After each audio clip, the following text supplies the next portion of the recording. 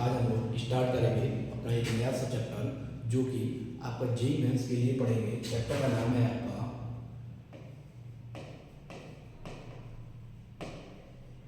Quadratic equation.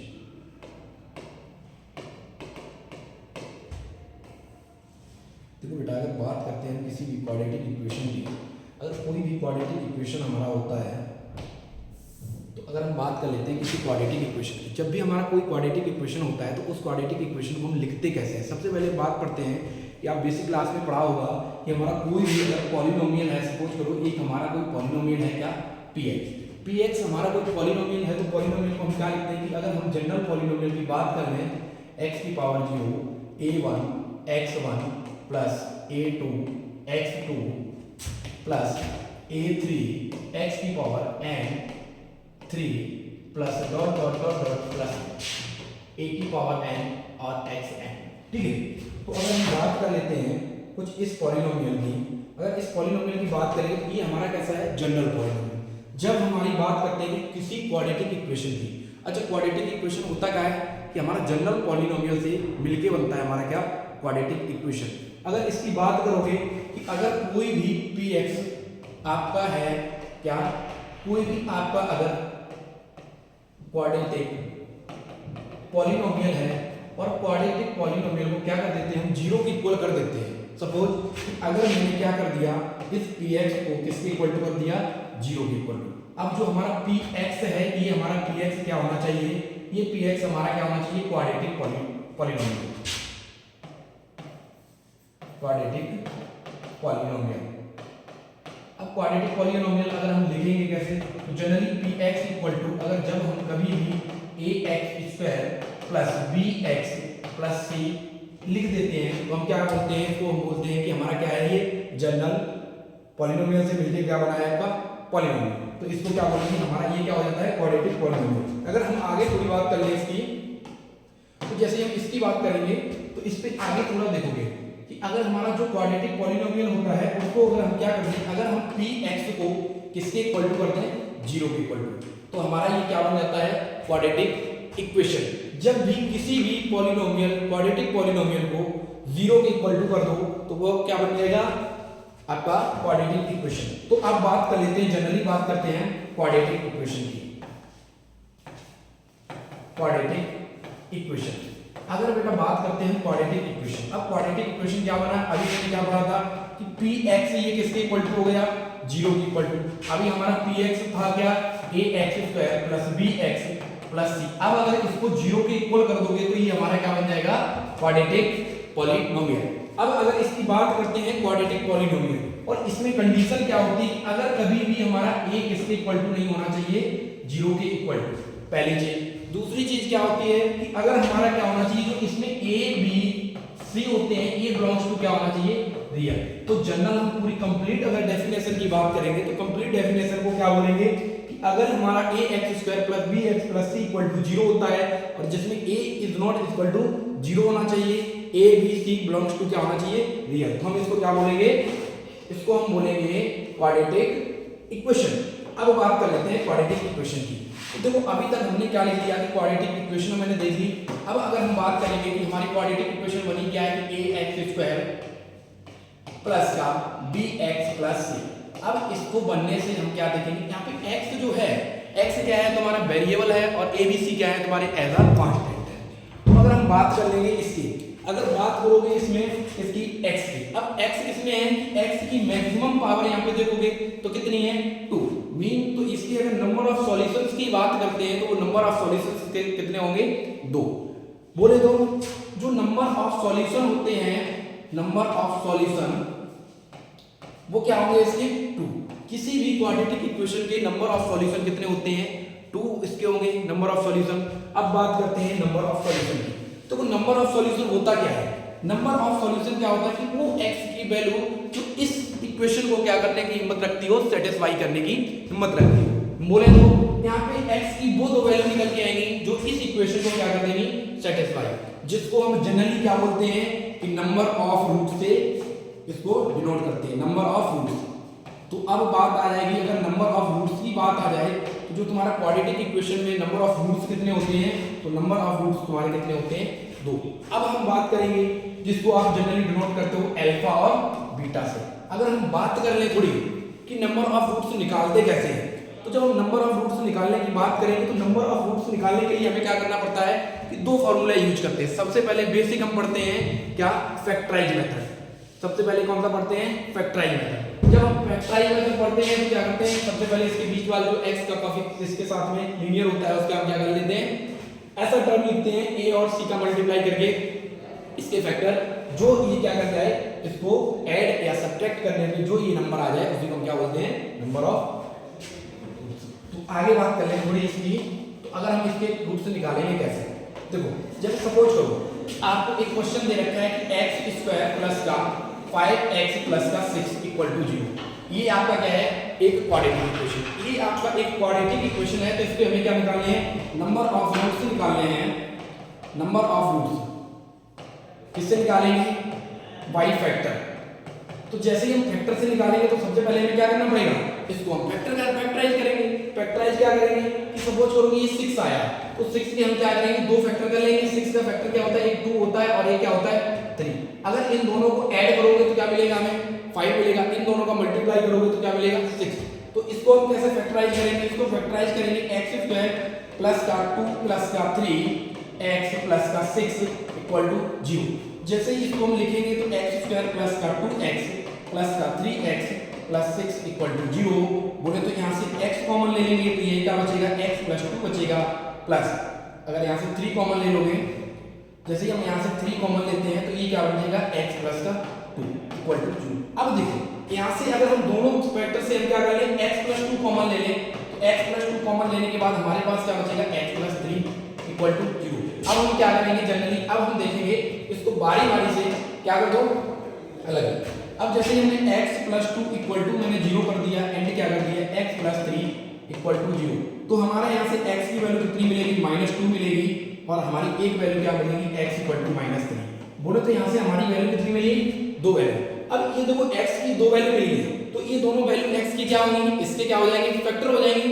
तो इसके तो हम क्या हो जाएंगे, जो x की वैल्यू कौन सी आई है, -2, -3 is the solution of equation. अब ये सॉल्यूशन होगा और इसी को हम जनरली भाषा में क्या लिख देंगे, अगर रूट की बात आएगी तो इसी को हम क्या लिख देंगे, this is also roots of quadratic equation. ठीक है, तो हमारी ये क्या हो जाएगी, फैक्टराइज मेथड। जब भी हमें किसी का फैक्टराइज मेथड से अगर इसके हमें रूट्स निकालने हैं, सबसे पहले इनको क्या कर लेते हैं, फैक्टराइज कर लेते हैं और इस फॉर्मेट से इसका रूट निकाल लेते हैं। अब अगर बात कर लेते हैं थोड़ी आगे फार्मूला मेथड की। देखो बेटा बात करते हैं थोड़ी फार्मूला मेथड की। तो फार्मूला मेथड हमारा क्या है, जब भी हमारा कोई लिखा होता है ax square plus bx plus c equal to 0, जिसको हम क्या करते हैं, इसको एक बार परफेक्ट स्क्वायर में कन्वर्ट करते हैं। परफेक्ट स्क्वायर में कन्वर्ट करने के बाद जब भी हम इसको डिटेल से देखते हैं तो इसका जो फॉर्मूला निकल के आता है x इक्वल टू क्या आता है, माइनस का b प्लस माइनस का रूट b स्क्वायर माइनस का 4ac अपॉन 2a। अब देखो बेटा बात करते हैं इसके साइन की। इसके साइन जैसे ही देखोगे, इसका जो प्लस माइनस साइन है ये डिसाइड करता है कि इसके रूट कौन कौन से होंगे।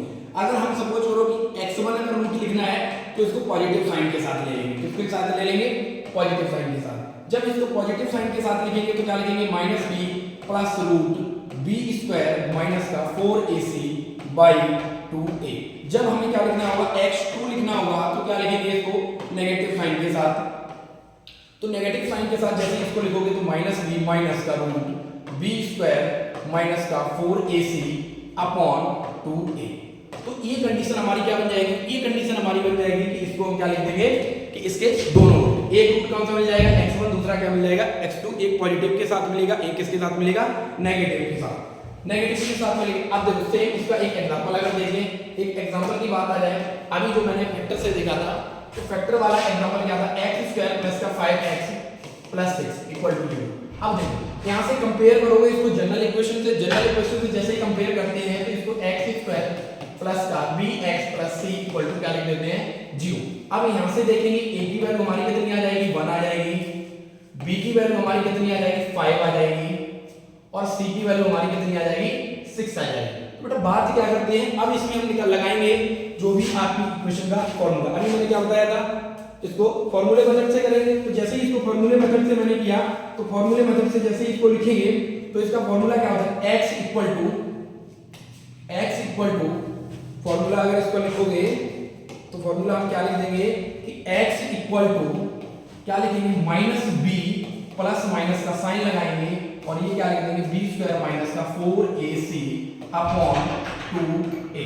अब देखो जो भी वैल्यू हमने a b c की वैल्यू यहाँ पे निकाली है वो सीधा की सीधा उठा के इसमें पुट कर देंगे।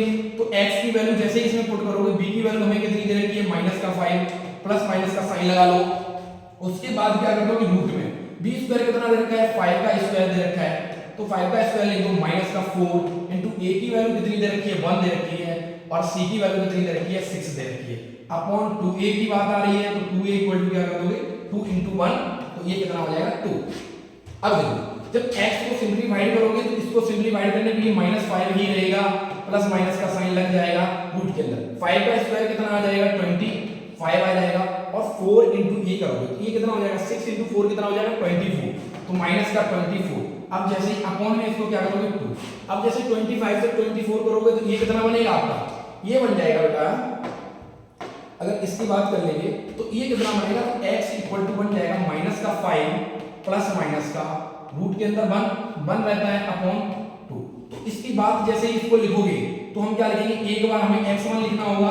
x1 लिखने के लिए क्या करना पड़ेगा, एक बार प्लस साइन ले लो, तो प्लस साइन जैसे ही कंसीडर करेंगे इसका तो प्लस साइन, तो ये -5 कितना हो जाएगा -5 प्लस का 1 बोले तो बाई 2।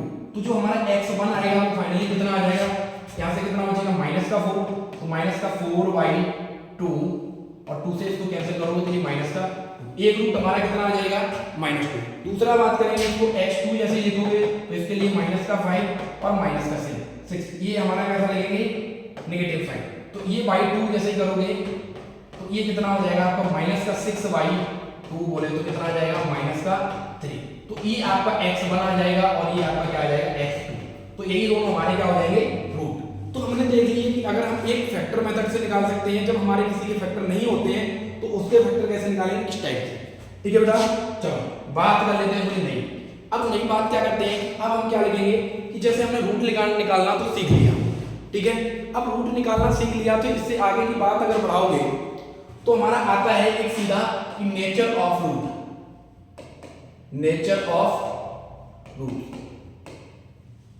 देखो बेटा नेचर ऑफ रूट्स की बात कर लेते हैं।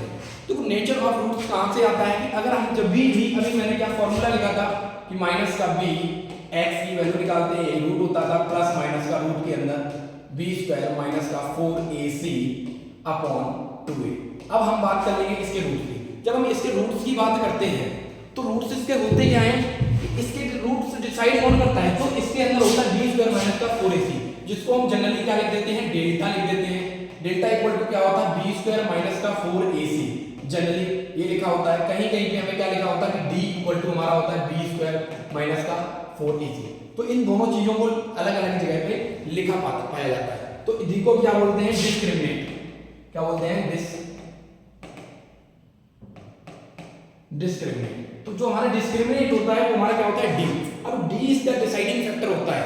जब d की बात आती है तो d की बात करेंगे, सबसे पहले हम d की अगर बात कर लें तो थोड़ा देखो, अगर हम d की बात करेंगे तो अगर हमारा क्या होता है कि नेचर ऑफ रूट्स में जो हमारा d होता है, अब d के अगर हम टाइप देखें थोड़ा देखो, पहला एक केस क्या बनता है कि d हमारा हो सकता है ग्रेटर देन 0 हो जाए। दूसरी चीज हो सकता है कि हमारा d जो है वो d हमारा किसके इक्वल टू हो जाए 0 के इक्वल टू हो जाए। तीसरी चीज क्या होती है कि हो सकता है कि d हमारा कैसा हो लेस देन 0 हो जाए। देखो अब हम बात कर लेते हैं कि d की, तो d डिसाइडिंग फैक्टर होता है क्योंकि जो रूट के अंदर है वही तो हमारा डिसाइड करेगा। तो अगर हम जो d की बात करते हैं इसकी, इसमें क्या होता है कि जब भी हमारा d ग्रेटर देन होता है तो हमारे रूट कैसे होते हैं, d ग्रेटर देन के केस में कि रूट्स जो हमारे रूट से होते हैं, roots are real and distinct.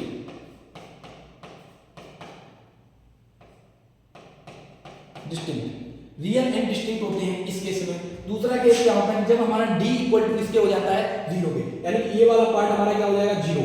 तो 0 जब हो जाएगा तो रूट हमारे क्या बनेंगे, प्लस माइनस साइन के साथ फिनिश हो जाएगा। तो जब प्लस माइनस साइन फिनिश हो जाता है तो क्या बचा, माइनस b/2a। तो इसका मीन क्या है कि roots are real and equal. इस केस में क्या होगा, इस केस में होगा कि तुम्हारे जो रूट्स होंगे वो दोनों रूट्स कैसे होंगे, आपस में रियल होंगे और दोनों कैसे होंगे, एक दूसरे के इक्वल होते हैं। जब इसमें बात आते हैं तो इसकी बात करते हैं, तो इस केस में हम क्या बोलते हैं, जब भी हमारा d लेस देन 0 हो जाए तो इस केस में बोलते हैं कि हमारे जो रूट्स होंगे तो रूट्स आर कॉम्प्लेक्स। और जब कॉम्प्लेक्स रूट होते हैं तो हमेशा किस में करते हैं, पेयर में एग्जिस्ट करते हैं। तो इसको हम क्या लिखते हैं, कॉम्प्लेक्स कंजुगेट भी लिख सकते हैं, कॉम्प्लेक्स कंजुगेट रूट्स। अब बात कर लेते हैं, देखो 3 केस तो हमारे ये बन जाते हैं। जब हमारे ये 3 केस बन जाते हैं तो इसकी बाद की बात करते हैं कि एक अच्छा सजेशन निकल के आता है कि कभी-कभी अगर हम बात करें थोड़ी इसमें इसकी कि ये हमारे पास एक पार्ट बचता है। जब हमारे पास ये एक पार्ट बचता है तो इसमें हमारी 2 कंडीशंस और लिखी जाती है। जैसे हमारी इसमें 2 कंडीशंस लिखी जाती है तो 2 कंडीशंस के लिए क्या लिखते हैं कि पहले एक देखो क्या बात होती है कि एक केस में अगर हमारा d ग्रेटर देन क्या है, d इज ग्रेटर देन 0, ये कंडीशन तो है। उसके बाद हमारा क्या है, पहली कंडीशन आती है d is perfect square. d is perfect square. अगर हमारा एक केस में क्या आता है कि d is not perfect square. देखो बेटा, जब बात करते हैं कि अगर हमारा d परफेक्ट स्क्वायर एक केस में होता है, एक केस में क्या होता है, नहीं होता है। जब हम अगर बात कर लें छोटी इसकी, अगर जैसे अभी मैंने क्या देखा था कि इस केस में अगर इसको देखोगे थोड़ा, अगर हम बात कर लें इसकी कि जब हमारा ये b वाला पार्ट था अभी b² - 4ac, यही तो हमारा d था। अगर ये वाला रूट के अंदर d होगा तो ये हमारा क्या हो जाता है, परफेक्ट स्क्वायर अगर बन जाता है, क्या बन जाता है, परफेक्ट स्क्वायर। जब ये परफेक्ट स्क्वायर बन जाता है तो इस केस में हमारा क्या होगा, रूट जो हमारे आएंगे ये तो परफेक्ट स्क्वायर, नंबर बचा माइनस का b प्लस माइनस का 2a, तो इसमें से माइनस कुछ हो जाएगा तो नंबर जो आएगा, तो इसमें हमारा जब d हमारा परफेक्ट स्क्वायर हो जाता है, इस केस में हम क्या बोलते हैं कि रूट्स आर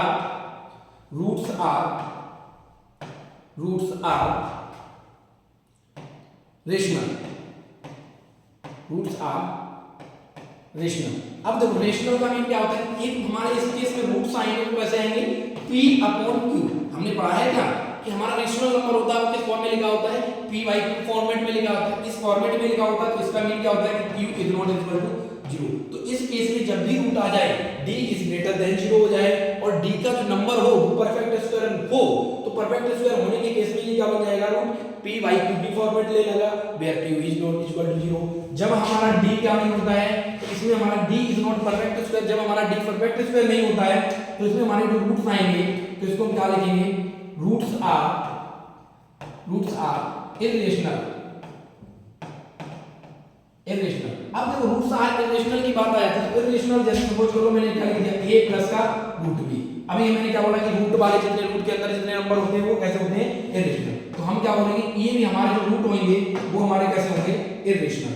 तो इसको हम क्या बोल सकते हैं, ये हमारा जो रूट है ये हमारा कैसा होगा, इर्रेशनल। तो यहां तक आई थिंक बात आपको क्लियर आई होगी समझ में, ठीक है। अब बात कर लेते हैं थोड़ी आगे, थोड़ी बात कर लेते हैं। इसके आगे की बात करोगे आगे, जैसे सपोज कर लो एक हमने क्वेश्चन लिख दिया, चलो क्वेश्चन कर लेते हैं। क्वेश्चन हमें क्या दे रखा है, क्वेश्चन हमें दे रखा है कि अभी मैंने क्या बोला था कि x² प्लस का 6x प्लस का 3। अब इसमें हमें चेक करके बताना कि इसके रूट्स कैसे होंगे, इक्वल टू 0। इसके रूट की अगर बात करोगे तो इसके रूट हम क्या करेंगे, इसको जनरली देखेंगे। जैसे इसको जनरली देखेंगे तो हम क्या देखेंगे, इसका d डिसाइडिंग होता है। अब d देखो क्या देखोगे कि इसकी a की वैल्यू कितनी है, a की वैल्यू हमारी यहाँ पे कितनी आ रही है, 1 आ रही है। b की वैल्यू हमारी कितनी आ रही है, 6 आ रही है। c की वैल्यू कितनी आ रही है, 3। अब यहाँ से जब भी हम b² - का 4ac, b² - का 4ac करेंगे तो b² कितना हो जाएगा, 36 हो जाएगा, माइनस का 4 × 1 × 3। तो ये हमारा कितना हो जाएगा, 12। 36 माइनस का 12 बोले तो कितना बचेगा, ये आपका 24। तो इसको हम क्या बोलेंगे कि जो हमारा d आएगा, d, तो d हमारा क्या आ रहा है, यहाँ पे d आ रहा है हमारा 24 बोलेंगे तो क्या हो जाएगा, d हमारा इज ग्रेटर देन जीरो। अब देखो इस ग्रेटर देन जीरो के केस में ये आ जाएगा। अब जब हमारा डी ग्रेटर देन, इससे हमें क्या पता है कि रूट हमारे होंगे वो कैसे होंगे। अब हम डी की बात कर लेते हैं, तो डी अगर देखोगे तो डी कैसा है हमारा, परफेक्ट स्क्वायर तो नहीं है। जब हमारा परफेक्ट स्क्वायर नहीं है ये, तो हमारे इसके रूट कैसे हो जाएंगे, रूट होंगे इसके इरेशनल। तो हम इसको क्या बोल सकते हैं, इसके हमारे जो रूट होंगे वो कैसे होंगे, इरेशनल।